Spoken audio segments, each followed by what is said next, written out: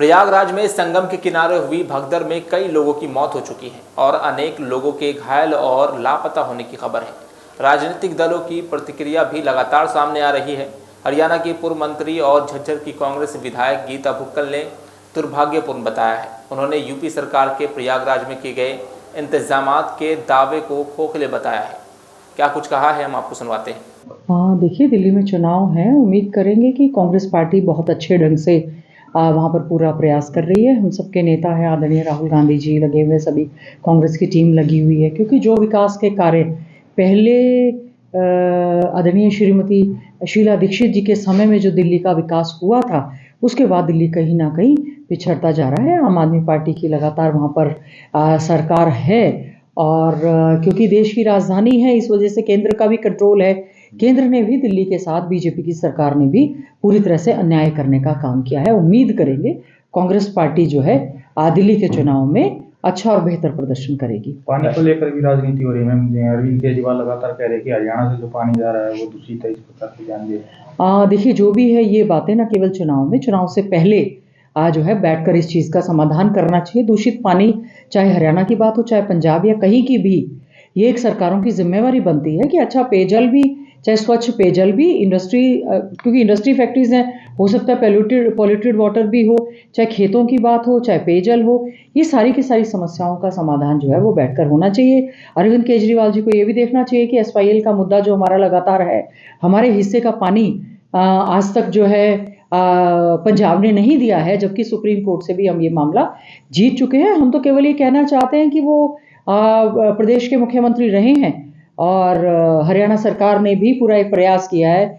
कि हमारे हिस्से का पानी जो है यहाँ पर हमें भी मिलना चाहिए।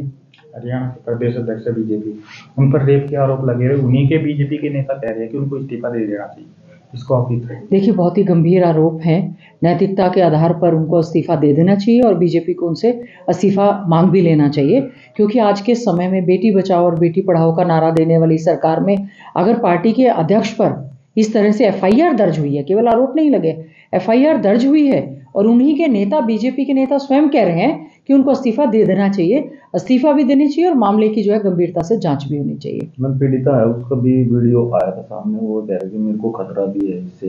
देखिए, बिल्कुल ठीक बात है कि अगर इस तरह से बेटियां सुरक्षित नहीं होंगी, अपने वर्किंग प्लेस पर नहीं सुरक्षित होंगी, या सुरक्षा के हिसाब से केवल और केवल नारा ये बीजेपी की सरकार बेटी बचाओ बेटी पढ़ाओ का कोरा नारा देती रहेंगी, तो मैं मुख्यमंत्री जी से भी अनुरोध करना चाहती हूँ कि बेटियां उनकी तरफ देख रही हैं, उनको भी सुरक्षा चाहिए और इस मामले में दूध का दूध और पानी का पानी होना चाहिए। हरियाणा सरकार में मंत्री है मैम अनिल विज, वो कह रहे हैं कि उनकी सरकार में चलती नहीं है, अगर ऐसा ही चलता रहा तो उनको भी अनशन पर बैठना पड़ेगा डल्लेवाला की तरह। देखिए, अनिल विज जी बहुत सीनियर बीजेपी के नेता हैं, होम मिनिस्टर भी रहे हैं, पहले भी इस तरह से वो अपनी काम को छोड़ चुके हैं और अभी वो फिर से उन्होंने कहा है, जिस ग्रीवेंस को सुनने के लिए विभिन्न मंत्री विभिन्न जिलों में जाते हैं ग्रीवेंस कमेटी की मीटिंग्स करने, तो लोगों की समस्याओं का क्या समाधान होगा अगर समाधान करने के लिए जिस कैबिनेट मिनिस्टर की खुद नियुक्ति की गई है वो ये कहते हैं मेरी सुनवाई नहीं हो रही।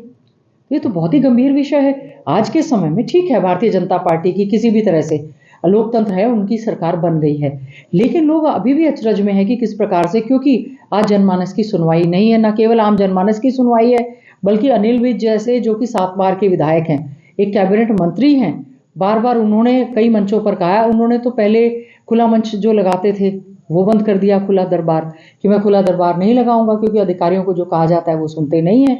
और उसके बाद तो उन्होंने चेतावनी दे दी है कि वो जो है आमरण अनशन पर बैठ जाएंगे। तो ये बड़ा चिंता का विषय है। उससे पहले भी गुड़गांव से सांसद हैं, केंद्र में मंत्री हैं, उन्होंने कहा था कि गुड़गांव के कूड़े की अगर जांच नहीं हुई तो वो भी अनशन पर बैठ जाएंगे। तो ये तो हालात है बीजेपी के नेताओं का। तो जो किसान, गरीब, मजदूर, महिलाएं, बेरोजगार युवा, कर्मचारी और लॉ एंड ऑर्डर की स्थिति जो बद से बदतर हो रही है, डेली इतनी घटनाएं जो हो रही हैं, आंकड़े बता रहे हैं, और मुख्यमंत्री जी जो हैं वो अपना बड़े उसी मूड में घूम रहे हैं। 100 दिन से ज़्यादा हो गई है, पुअर परफॉर्मेंस 100 दिन की इस सरकार की रही है। सरकार को गंभीरता दिखानी चाहिए और जो मुद्दे हैं उन पर जो है वो काम करना चाहिए। केंद्र सरकार का बजट पेश होने वाला है कल, तो क्या उम्मीद करते हैं किस तरह का बजट? देखिए, उम्मीद करेंगे, पिछली बार भी जब केंद्र का बजट आया था, हरियाणा की तरफ से ऐसी कोई भी बड़ी मांग जो कि हरियाणा ने मांगी हो और वो पूरी हुई हो। हम तो ये मांग करते हैं कि जिस समय हमारी कांग्रेस की सरकार थी, जो जो हमारे प्रोजेक्ट्स केंद्र के सरकार के थ्रू, जैसे हमारा आईआईटी का एक्सटेंशन सेंटर है, एम्स में और सारी योजनाएं थी, कोई रेलवे लाइन का एक्सटेंशन है, या हमारी मेट्रो का कोई एक्सटेंशन है, या जो रेल कोच फैक्ट्री है, या जो हमारा एयरपोर्ट यहाँ आना था जो जेवर में चला गया, उसके बदले जो एयरपोर्ट यहाँ पर आना था, और बड़ी बड़ी हमारी डिफेंस यूनिवर्सिटी जो हमारे समय में जो मंजूर हो गई थी, जो हमारी सेंट्रल यूनिवर्सिटी है, उसमें आज भी पूरा इंफ्रास्ट्रक्चर और प्रोफेसर्स की भर्ती नहीं हुई है। और सबसे बड़ा चिंता का विषय, हरियाणा हमारा खेलों के मामले में अग्रणी राज्य है। ओलंपिक की बात हो, कॉमनवेल्थ गेम्स की बात हो, नेशनल गेम्स की बात हो, हरियाणा के बच्चे जो हैं हरियाणा का परचम पूरे देश और दुनिया में लहराने का काम करते हैं, और हमें सबसे कम बजट जो है स्पोर्ट्स में मिलता है।